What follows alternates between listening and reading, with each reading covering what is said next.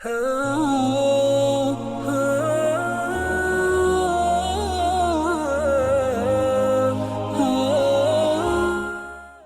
یہ ایک سوال آیا ہے کہ اگر عورت خلا لیتی ہے تو اس کی عدت کتنی ہے؟ خلا اگر عورت لے تو اس کے اوپر ہماری ایک ویڈیو ناظرین دیکھ سکتے ہیں کہ خلے میں اور طلاق میں فرق ہے۔ اللہ تعالیٰ نے سورۃ بقرہ کے اندر آیت نمبر 228 میں یہ ذکر کیا ہے کہ والمطلقات یتربصن بانفسہن ثلاثۃ قروء، طلاق یافتہ عورتیں 3 حیض تک انتظار کریں گی، یعنی ان کی عدت کتنی ہے؟ 3 حیض۔ اچھا، اس میں بھی تفصیل ہے، تو یہ ویڈیو میں ہم تفصیل سے بیان کریں گے۔ کبھی جو ہے نا وہ ہر دفعہ 3 حیض عدت نہیں، کبھی طلاق دی تو فوراً ہی، مثلا اگر اور بندے نے بیوی کے ساتھ ہم بستری نہیں کی، علیحدگی نہیں ہوئی، تو پھر ان کی کوئی عدت نہیں ہے۔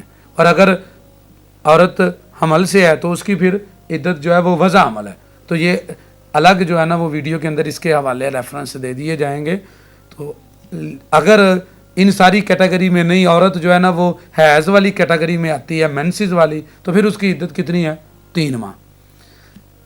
تو یہ ہے کس کی؟ طلاق کی عدت۔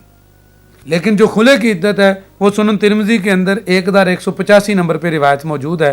نبی کریم صلی اللہ علیہ وسلم نے ربیہ بنت معوذ جو تھی بن افرا، انہوں نے خلا لیا نبی کریم صلی اللہ علیہ وسلم کے زمانے میں، تو رسول اللہ صلی اللہ علیہ وسلم نے انہیں حکم دیا کہ تم 1 حیض عدت گزارو۔ کتنی؟ 1 حیض۔ تو یہ حدیث بتاتی ہے کہ طلاق کی جو عدت ہے وہ 3 حیض ہے، لیکن خلے کی جو عدت ہے وہ 1 حیض ہے۔ عورت 1 حیض کے بعد آگے نکاح کر سکتی ہے۔